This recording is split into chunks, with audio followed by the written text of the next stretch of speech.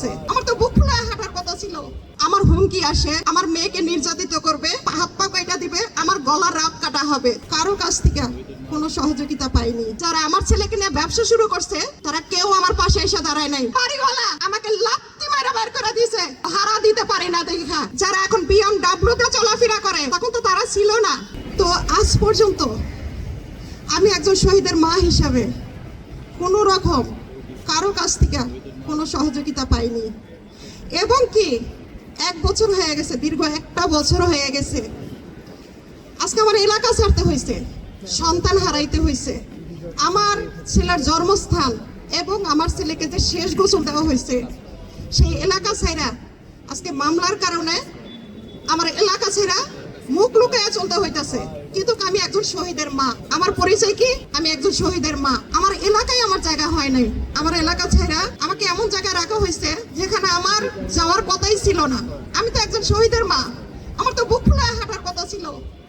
আমার সন্তান এই দেশে যারা আছে এবং আমার জন্য, শহীদ ইউসুফের ছোট বোনের জন্য সে জীবন দিয়ে গেছে।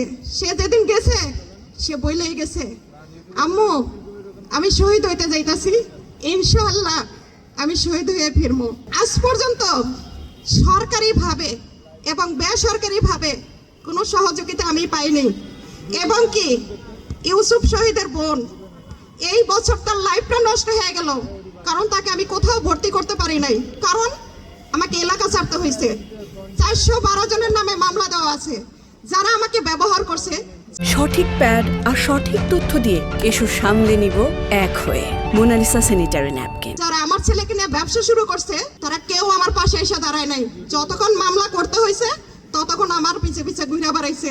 26শে ডিসেম্বরে যখন আমার মামলাটা অ্যাক্টিভ হওয়ার পরের থেকে আমি তাদের কোনো দেখা পাইনি। আমার হুমকি আসে, আমার মেয়েকে নির্যাতিত করবে, আমার হাত পা কাটা দিবে, আমার গলার রাত কাটা হবে। ছেলে হারাইছি, আমার মন শান্তি হয় নাই এবং আমার মেয়েকে হারাইতে হইব। হুমকির কারণে দীর্ঘ 3 মাস আমি আমার নিজের ফোনটা বন্ধ রাখছি।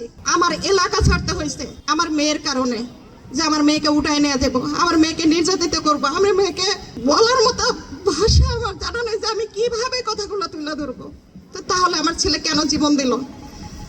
যারা আজও পর্যন্ত পঙ্গুতে যুদ্ধ করতেছে তারা তো এই দেশের জন্যই রক্ত দিছে, তারা কেন সুচিকিৎসা পাইতেছে না?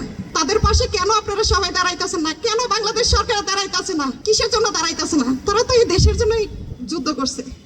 আমার সন্তান, আমার ভাই সবাই যখন জীবনটা দিছে, যারা যুদ্ধ করছে, যারা এখন BMW তে চলাফেরা করে, তখন তো তারা ছিল না। ছিল তো আমাদের মতো নিরহ মধ্যম পরিবারের সন্তানেরা মাঠে নামছিল যুদ্ধ করার জন্য। এমপি মন্ত্রীর ছেলেরা কিন্তু মাঠে নাম ছিল না, নাম ছিল আমাদের মতো ভিখারি মাদের সন্তানেরা। আর আমরাই আজকে এলাকা ছাড়তে হয়েছে, সব ছাড়তে হয়েছে। আমরা ঠিক মতো খাবার পাচ্ছি না। আমার বাড়িওয়ালা আমাকে লাত্তি মারা বের করে দিয়েছে, ভাড়া দিতে পারি না দেখা। এর জন্য কি আমার সন্তান জীবন দিয়েছিল?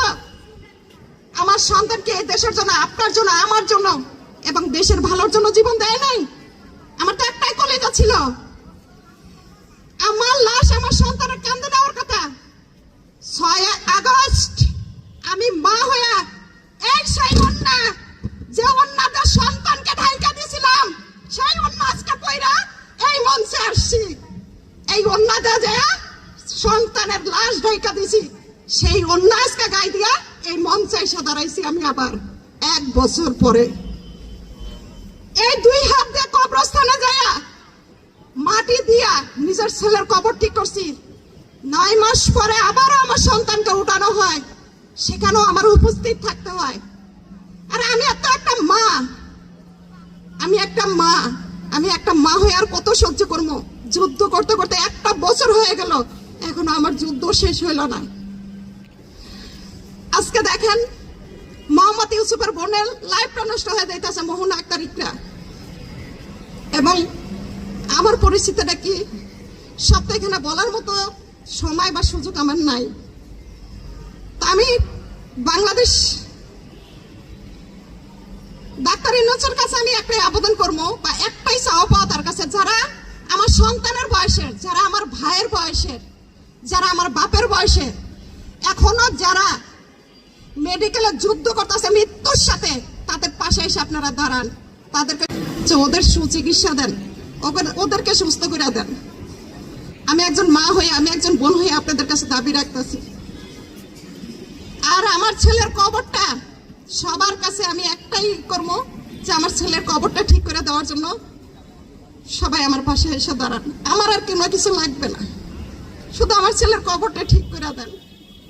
এটা আপনাদের কাছে আমি ভিক্ষা হিসাবে দাবি করতেছি। আমার ছেলের কবরটা এখন পর্যন্ত ঠিক করা হয় নাই। আমি একবার যাই মাটি ঠিক করে দিয়ে আসছি, মাটি করে করে এখন আবার বৃষ্টিতে মাটি ধুয়ে ধুয়ে যেতেছে। আমি চাই যে আমার ছেলের কবরটা ঠিক করে দেন। আর আমি এটাও চাবো যে মোহনা আক্তার একটা লাইফটা যেন নষ্ট না হয়, এটার দিকে আপনারা একটু খেয়াল দিবেন, ঠিক আছে? আমার আর বলার কিছু নাই। যদি আমার কোনো ভুল হয়ে থাকে সবাই ক্ষমার চোখে দেখবেন। আর যত শহীদ ভাই ও বোন দুনিয়া থেকে চলে গেছে সবার জন্য খাস করে সবাই দোয়া করবেন। আমিও সবার জন্য দোয়া করি, যারা আছেন তাদের জন্য দোয়া করি, যারা শহীদ হয়েছে তাদের জন্য আমি খাস করে একজন মা হিসাবে দোয়া করি।